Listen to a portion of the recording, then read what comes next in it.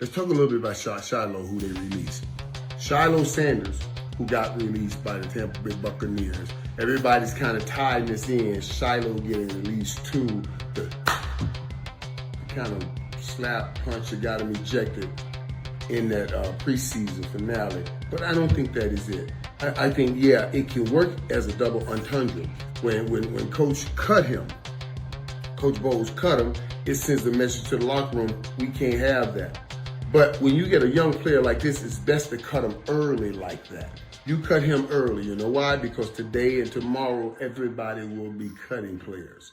And a lot of the veteran players. So the teams out here won't claim him off waivers because they know a rush of veteran players and they are coming. And they have to save those spots to see if they can get one of those guys that can help them win right now. That's why Tampa releasing Shilo this early gets him lost in the mix so they can have an opportunity to bring him back on the practice squad because he's the best kind of practice squad player. Remember, they got to tell him to slow down and stop. Don't hit people. Don't do that. Don't go too hard. That's exactly what they want on a practice squad. Somebody that's trying to get to his job and do it right and be good at it, and they're going to go hard even when they're the scout team. Those are the best players on your practice squad. The dude that you can't make stop going so hard on the football field. So Shilo Sanders may just be back with the Tampa Bay Buccaneers when they release him this early. Just keep watching for it. The Shedeur Sanders situation is interesting. We saw what happened the other night in the last preseason game. Dylan Gabriel had his time, played okay. Played really well. Played much more, not really well. Played much better than Shedeur Sanders. Now, I've seen things come out with Shedeur Sanders. His whole offensive line basically got cut and everything. But that's what NFL football is. See, and that's the next level of football. So I don't buy into people trying to cut into Shedeur because they say, we saw some of the things we saw at Colorado. Hell yeah, you saw some of the things you saw at Colorado. Shut up saying stuff like that. What did you see at Colorado? You saw him running for his life at Colorado a lot. Yes, just like he did the other day. But the difference is,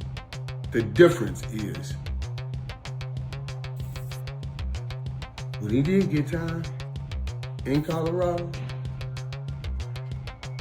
he was considered one of the most accurate quarterbacks in college football. When you gave him time in that Carolina game, he looked pretty good. So what I'm saying is I understand that third level, that final level, and that great level, and the level that the greatest of all time played at all the time is I know how to make a soft offensive line look good. I know how to make an offensive line that's average look great because Tom Brady, he's pre-reading everything. He's getting the ball out of his hand. That game, this is his kid's second real NFL game, and seeing these defenses may get a little more complex offense, putting in a little bit more, and you're learning right now. You can't control the whole game for the offensive line just yet. You're trying to slow down the game in your own mind right now. That is what I saw the other night. And all of that, if that one play where he does duck and dodge bullets back in the backfield and make a throw, short pass, and the running back drops the pass, he could have been running with it right now today. If he had caught that ball, it's 2 days later, he would still be running right now. And he did not.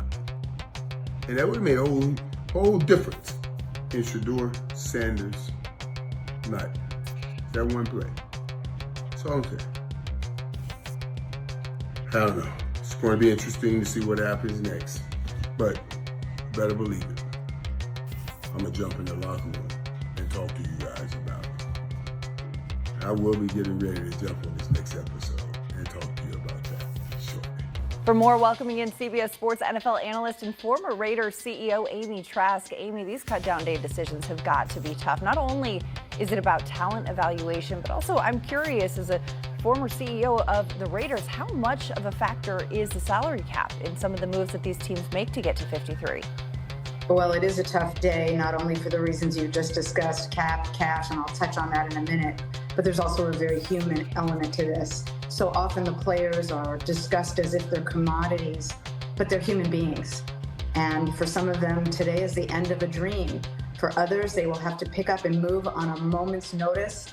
Some have children who are in schools, and then you don't know what to do with that. And they have significant others with careers. So tears are shed, and I don't mean that in a figurative sense, Madeline. There are tears shed. And when I point this out, people often say to me, oh, Amy, they make a lot of money.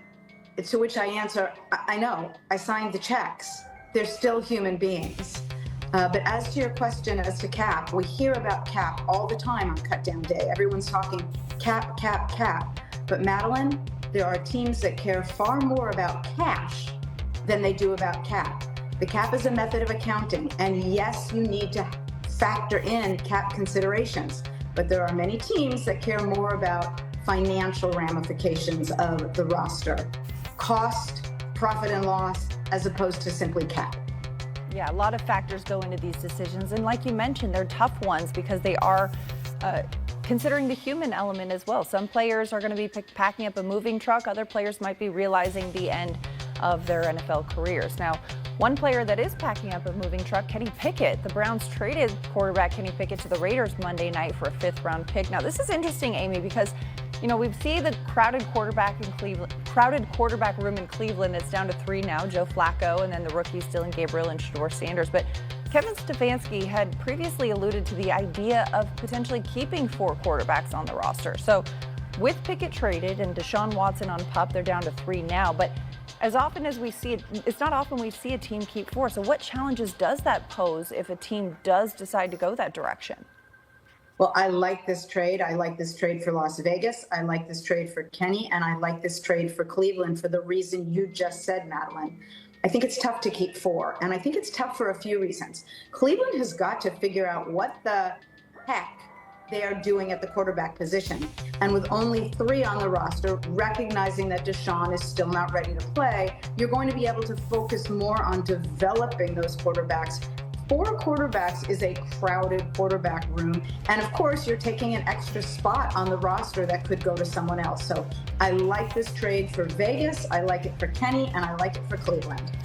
The Browns, of course, going with the veteran Joe Flacco as the Week 1 starter and the rookies as the backups. The Falcons going another direction. They're moving forward with second-year quarterback Michael Penix Jr. as their starter, and Kirk Cousins remains QB2.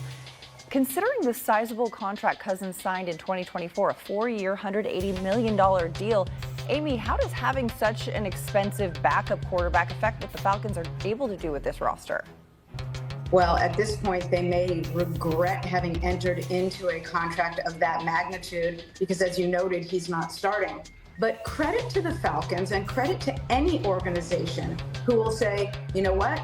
We may be under contract for a lot of money, but if we don't believe that that player gives us the best chance to win, okay, we're going to be paying the money one way or another. We're going to start Michael instead.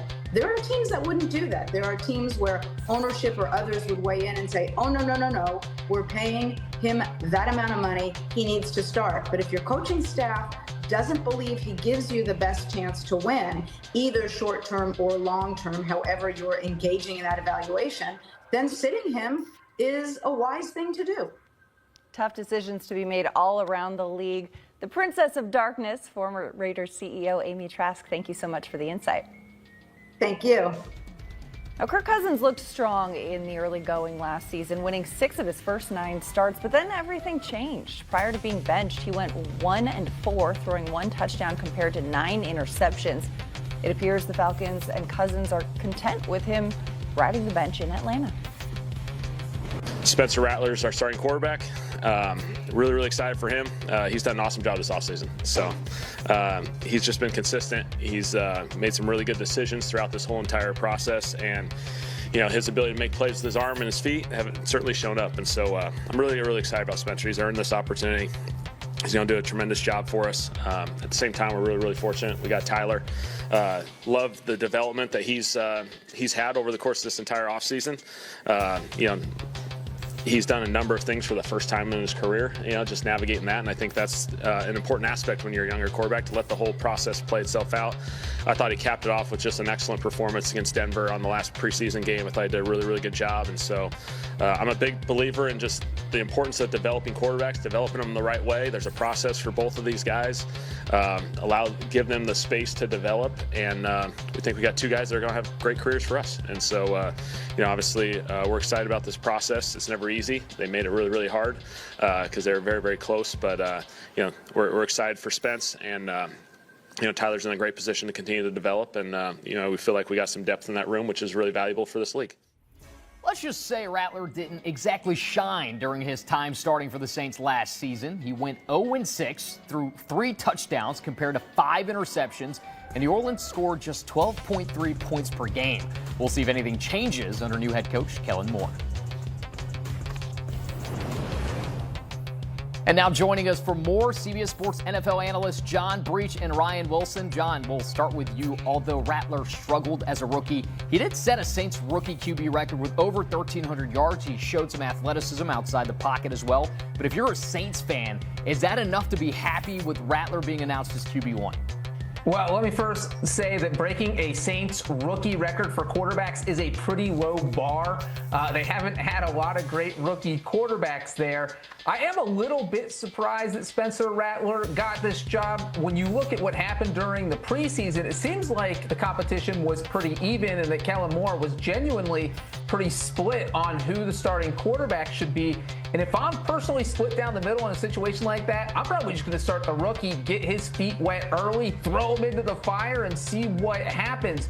Of course, the flip side is, as you mentioned, Spencer Rattler did start 6 games last season, so he already has that experience, and I think that is a big part of why Kellen Moore went that route, because you can't simulate what's going to happen in a regular season game, the pressure you feel, but Spencer Rattler has been there, so he knows what it's like. So maybe the plan here is just to roll with Rattler until the wheels fall off the wagon and then turn to Shuck. But it is an interesting situation. And when you look at Kellen Moore's track record, he was the offense coordinator for the Cowboys. He had Dak Prescott. Then he was with the Chargers. He had Justin Herbert. Then with the Eagles, and he had Jalen Hurts. And now he's dealing with this. So this is something new for him, and it'll be interesting to see if he is able to develop either of these quarterbacks.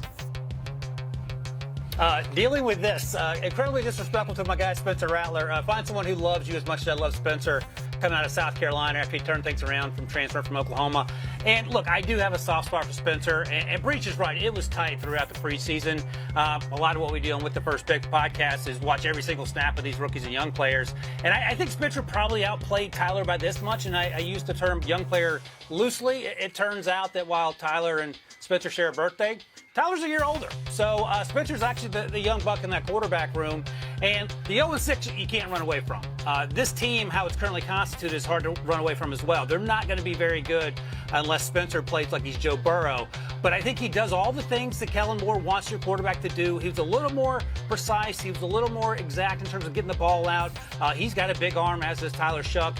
And as you noted, he's a better athlete than perhaps we give him credit for. He ran a 4.9 at the Combine, but he plays a little faster than that. Got that 2-point conversion in that preseason game in the final there to tie it up. So I understand why Kellen went this way. It feels like the safer pick. But to Breacher's larger point, whatever happens this year, if it ain't great, they're going to be taking a quarterback next year. And, maybe his name will be Arch Manning. Maybe his name will be Garrett Nussmeier. But this could be a short-term solution, whether it's Spencer Rattler or Tyler Shuck, if things don't go the way that they need to go in New Orleans.